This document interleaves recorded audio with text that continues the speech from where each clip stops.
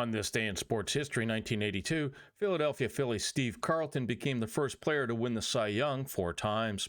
The Hall of Famer won all 4 awards playing in Philly, capturing the honor in 1972, 1977, 1980, and again in 1982.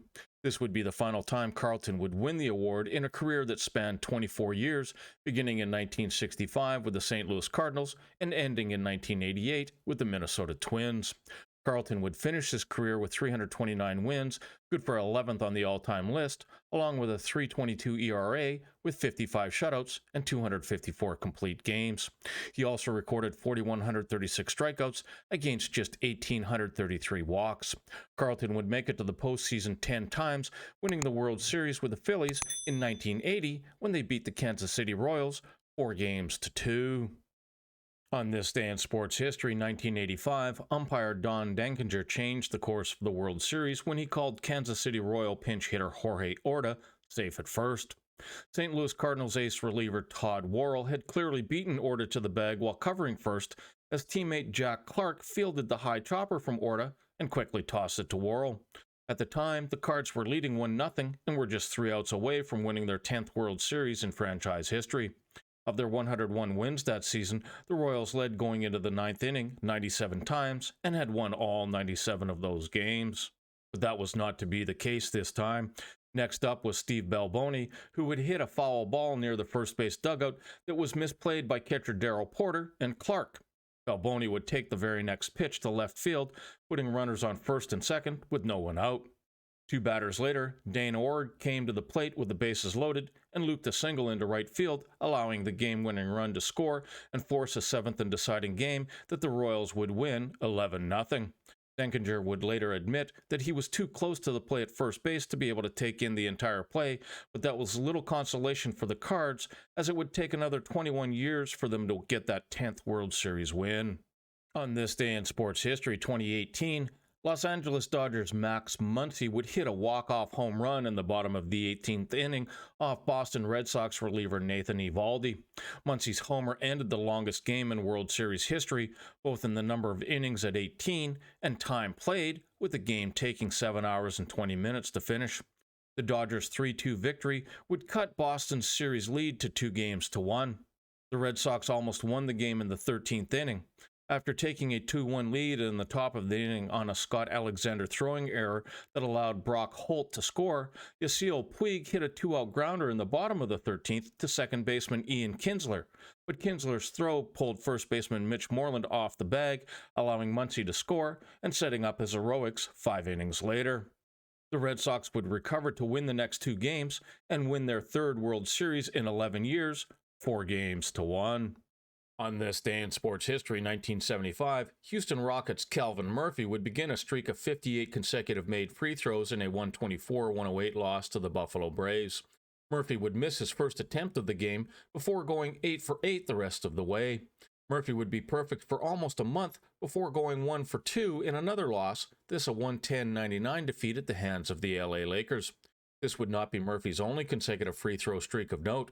He would hit 78 in a row during a stretch of games beginning on December 27, 1980, and ending 2 months and a day later on February 28, 1981. At the time, it was the longest such streak in NBA history, but has since been surpassed by Mahmoud Abdul-Rauf of the Denver Nuggets, Jose Calderon of the Toronto Raptors, and Michael Williams of the Minnesota Timberwolves, who is the current record holder with 97 straight made free throws over the course of 2 seasons in 1993. On this day in sports history, 1978, Bobby Orr would score the 270th and final goal of his NHL career during a Chicago Blackhawks 7-2 loss to the Detroit Red Wings.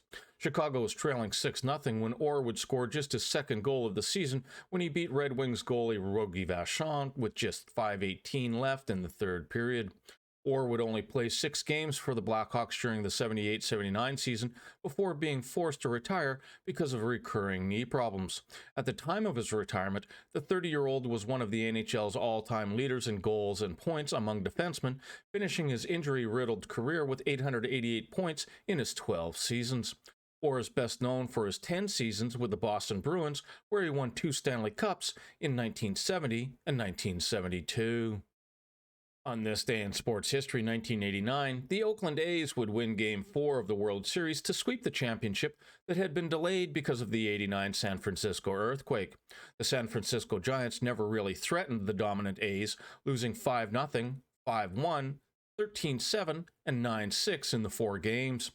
Game 3, played the day before on October 27th, had been scheduled to be played on October 17th, but a 6.9 magnitude earthquake hit just 30 minutes before game time.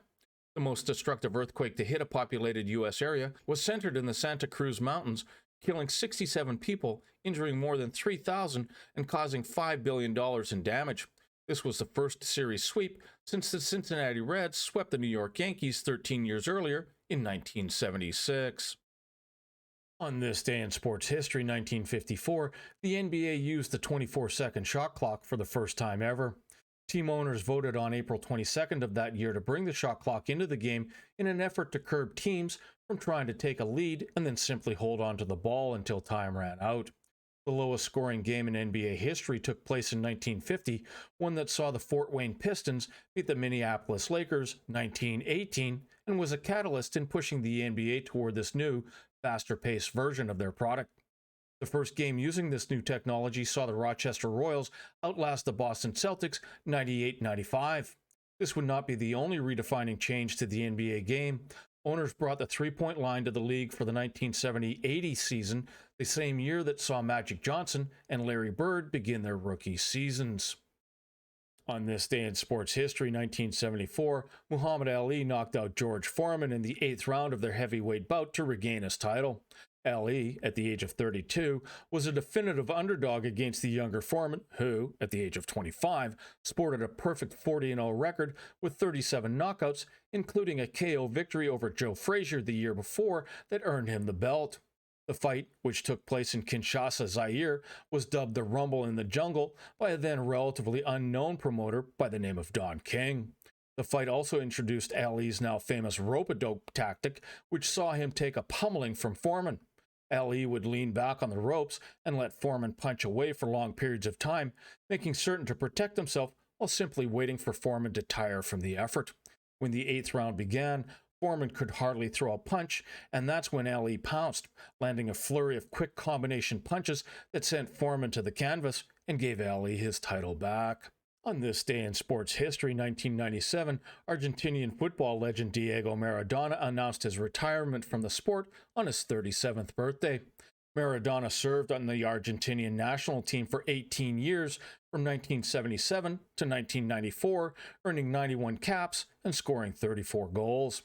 He captained the 1986 World Cup winning squad, where two of his most famous goals were scored against the English side. The first, dubiously named Hand of God for an unpenalized handling foul, was overshadowed, but never forgotten, by a second goal simply called Goal of the Century, as many considered it to be one of the most brilliant goals ever scored in football. Maradona's time in the sport was not without its controversies, such as the 15-month suspension by the Italian League handed down on April 6, 1991, for testing positive for cocaine use, which also saw the star arrested for possession and distribution of illegal narcotics in Argentina on that same day. On this day in sports history, 1950, Earl Lloyd became the first African American to play in an NBA game when he debuted for the Washington Capitals. Lloyd, who was taken by the Capitals in the 9th round of that year's draft, found out the NBA franchise had picked him when a friend who went to West Virginia State with him mentioned he'd heard a rumor that Lloyd would be moving to Washington. Lloyd was not the only African American picked in the 1950 draft. The Boston Celtics took Chuck Cooper in the 2nd round, and the New York Knicks picked up Nat Sweetwater Clifton from the Harlem Globetrotters. Lloyd would play 9 seasons in the league, but only played 7 games in his first year, as he was drafted and sent to fight in Korea for 2 years, just a few days into the season. On this day in sports history, 1988, the first NFL Monday Night Football game to be played in Indianapolis saw the Colts beat the visiting Denver Broncos 55-23.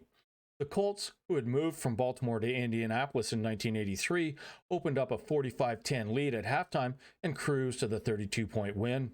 The raucous crowd wore masks depicting ABC's telecast crew of Frank Gifford, Dan Deerdorf, and Al Michaels. The 55 points posted by the Colts set a record for most points by a single team on Monday night. Eric Dickerson also tied a Monday night record when he rushed for 4 touchdowns, a mark that he shares with 5 other players, including Marcus Allen of the LA Raiders, Emmitt Smith of the Dallas Cowboys, and Marshall Faulk of the St. Louis Rams. Monday Night Football first aired on ABC on September 21st, 1970, with the New York Jets visiting the Cleveland Browns. Advertisers were charged $65,000 per minute, but that was a bargain in a sign of things to come, as the game collected 33% of the TV audience. On this day in sports history, 2003, Hawaiian surfing prodigy Bethany Hamilton lost her left arm when a tiger shark bit her just below her shoulder. Hamilton, who was only 13 at the time, had gone for a morning surf with, among others, her best friend Alana Blanchard. The young Australian, who was resting on her board, would later say the 14-foot shark just came and bit me. The young surfer lost 2/3 of her blood, putting not just her surfing future in jeopardy, but her life as well. Hamilton, who had been winning surfing contests since she was 8 years old, would make a full recovery amidst a rigorous rehab program and would go on to win a national title just 2 years later. She turned pro in 2007, just 4 years after the attack. The 30-year-old mother of 2 boys has been an inspiration to countless fans and was the subject of a Netflix documentary entitled Bethany Hamilton, Unstoppable.